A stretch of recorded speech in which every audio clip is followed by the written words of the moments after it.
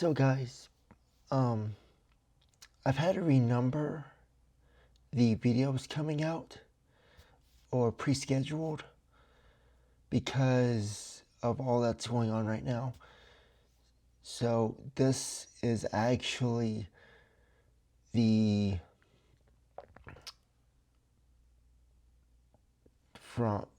this stuff is from the video before the FBI one, which I believe would be episode 9.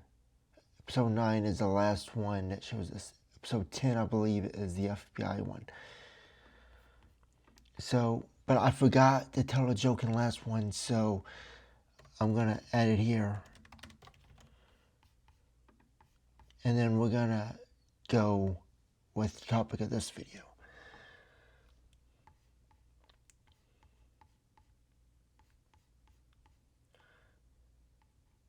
Kept leading them on, but it never worked out. Never actually worked out. So, right now I'm going to talk about the Constitution of the United States. Not really, but I want to start there. So, I'm going to use ChatGPT to go through this, but the U.S. Constitution is not a original document. It was actually copied from another country. I guess you can already tell where this is going, but think of it in Great Britain where you had a king and you really didn't have access to newspapers. Of course, there was no internet. Most people were peasants. They didn't have outside information. They couldn't just find anything. They didn't know where to go. But you had the founding fathers like George Washington and Benjamin Franklin, Thomas Jefferson, all these other guys.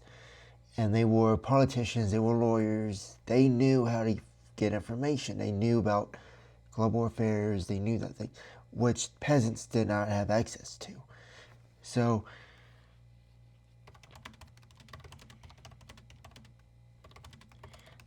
person in Great Britain and, well, sure.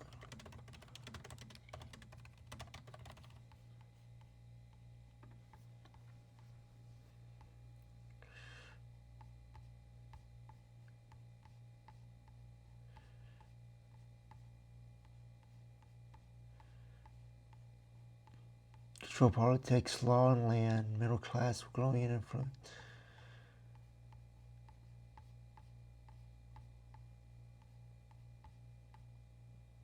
They didn't have a lot of information outside.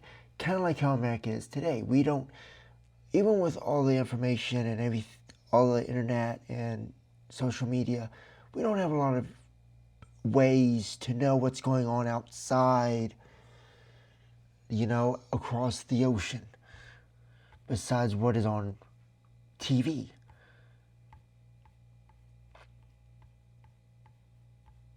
Which is, you can pretty much see how it is right now.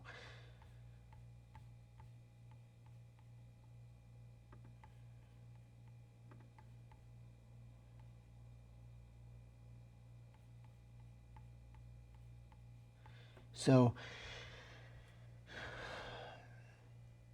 what actually happened was we can actually go back in time and see even before that what Constitution the United States is based on. It had the separation of powers. It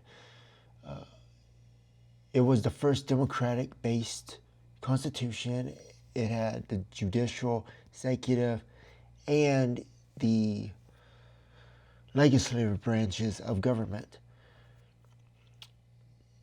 And that is borrowed. It's believed that it was all the United States Constitution borrowed this from another country. Can you guess what country that is? It is actually the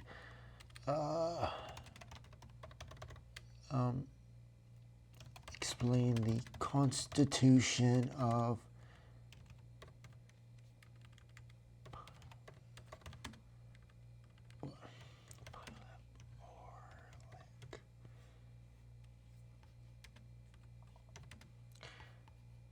of 1710.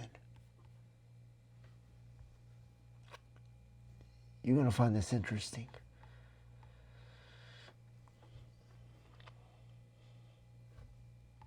Pylyp Orlyk is considered one of the first democratic constitutions in the world.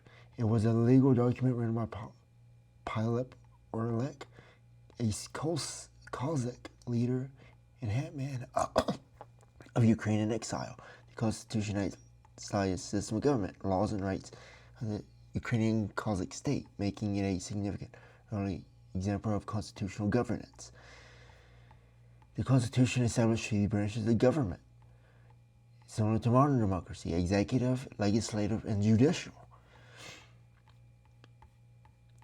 Unlike absolute monarchs, cannot rule alone. Yeah, it emphasized the independence of the Ukrainian Cossack state from Poland and Russia. So you have that independence, like Declaration of Independence,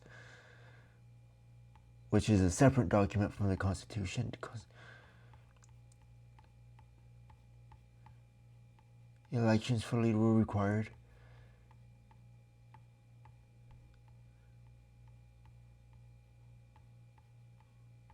Protected freedom of religion, particularly for the Orthodox Church. You see how this sounds familiar?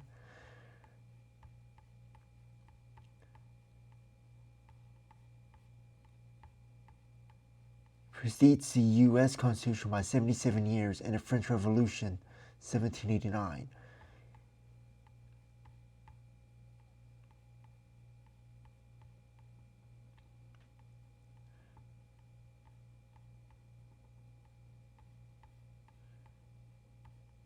There's actually a copy of this in Kiev at the Great Patriotic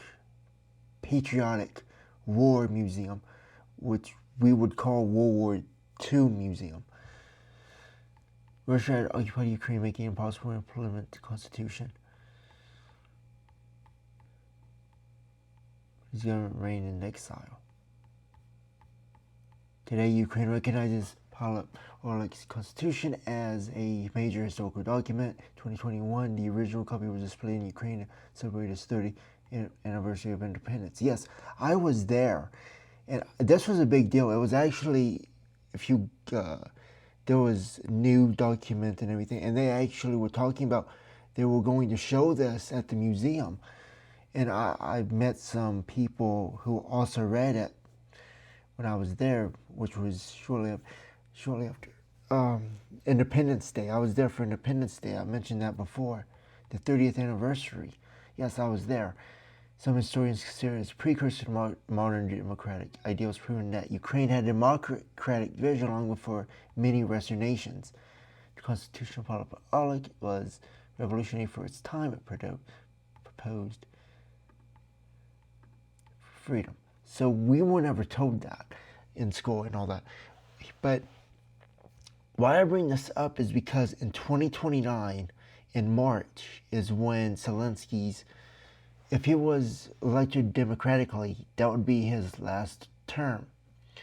So what would happen is, I'm giving you details about the future here. What will happen is the Ukrainian national security, that would be our FBI/CIA, probably more CIA than FBI equivalent. Well, in this particular case, will probably a spokesperson, I don't know who exactly, but they will speak and they will take the reign of president, which will won't be a dictatorship, but it will be a transition of power, and it will denounce democracy as being the reason why they went to war, why Russia went to war with Ukraine. And the news media, which some of them are operated by the CIA in the Western world, they will begin to say, is this the end of the United States Constitution if they denounce democracy like this? Or they might say, is this the end of democracy in America? And that will be the end. But people won't understand what that means. People won't understand what that means because there's no, unless you see this video in the future. So they would denounce democracy. And let me close this for a second, and I'm going to start recording. I have a 14-minute limit and I can't, so I'll be right back.